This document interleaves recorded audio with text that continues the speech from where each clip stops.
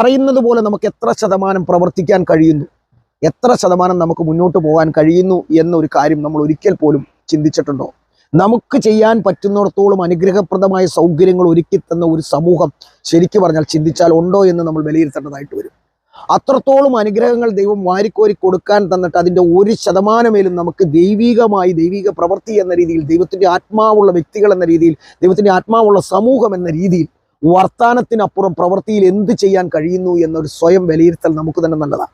ആ വിലയിരുത്തൽ ഇല്ലാത്തത് കൊണ്ടും പറയുന്ന പ്രവൃത്തിക്കനുസരിച്ചുള്ള വാക്കുകൾക്കനുസരിച്ചുള്ള പ്രവൃത്തികൾ നമ്മുടെ സമൂഹത്തിൽ കാണിക്കാനും മറ്റുള്ളവരോട് കരുണ കാണിക്കുവാനും നമുക്ക് കഴിയാത്തത് കൊണ്ടുമാണ് നമ്മൾ പലപ്പോഴും സമൂഹത്തിൽ നിന്ന് ഒറ്റപ്പെട്ടു പോകുന്നൊരവസ്ഥ, വലിച്ചു കീറപ്പെടുന്ന അവസ്ഥ, അവഹേളിക്കപ്പെടുന്ന അവസ്ഥയൊക്കെ ഉണ്ടാകുന്നത്. കാരണം ദൈവിക കരുണ ഒരു സമൂഹത്തിലേക്കോ ഒരു നേതൃത്വത്തിലേക്കോ കടന്നു വരണമെങ്കിൽ ദൈവത്തിൻ്റെ വാക്കുകൾക്കനുസൃതമായ ജീവിതവും പ്രവൃത്തിയും കാണിക്കാൻ ആ സമൂഹത്തിൻ്റെ നേതൃത്വങ്ങൾക്കും അതിൻ്റെ നിലനിൽപ്പിനും കഴിയണം. അത് കഴിയാതെ വരുമ്പോൾ അവിടെ ദൈവിക സാന്നിധ്യം നഷ്ടപ്പെടുന്നു, ദൈവത്തിൻ്റെ പരിലാളനം നഷ്ടപ്പെടുന്നു, ദൈവസ്നേഹം നഷ്ടപ്പെടുന്നു, അവിടെ ആത്മാവ് നഷ്ടപ്പെട്ട ഒരു ജനതയായി നമ്മൾ ഉരുത്തിരിയുന്നു.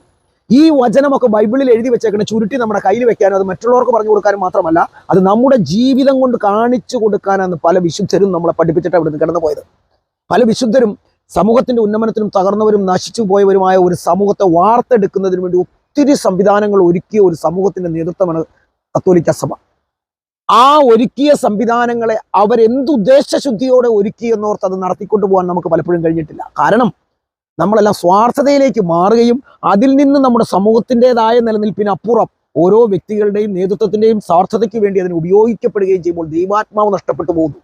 നമ്മൾ നാവ് കൊണ്ട് പറഞ്ഞാൽ മാത്രം പോരാ, പ്രവൃത്തിയിൽ അത് കാണിച്ചാൽ മാത്രമേ തമ്പുരാൻ നമ്മുടെ കൂടെ നിന്ന് പ്രവർത്തിക്കുള്ളൂ. ഇല്ലെങ്കിൽ ദൈവം പ്രവർത്തിക്കില്ല. ദൈവം മുഖനോട്ടമില്ലാത്ത ഒരാളാണ്. നീതിക്ക് വിധേയമല്ലാത്തതും അനീതി പ്രവർത്തിക്കുന്നതുമായ സമൂഹത്തെയും തലമുറയും പഴയ നിയമത്തിൽ ദൈവം എങ്ങനെ നശിപ്പിച്ചിട്ടുണ്ടെന്ന് നമ്മൾ ഓർക്കണം. ആ നാശത്തിന്റെ കാലഘട്ടത്തെ അതിജീവിച്ചു കൊണ്ടിരിക്കുന്ന ഒരു സമൂഹമായി നമ്മൾ മാറി.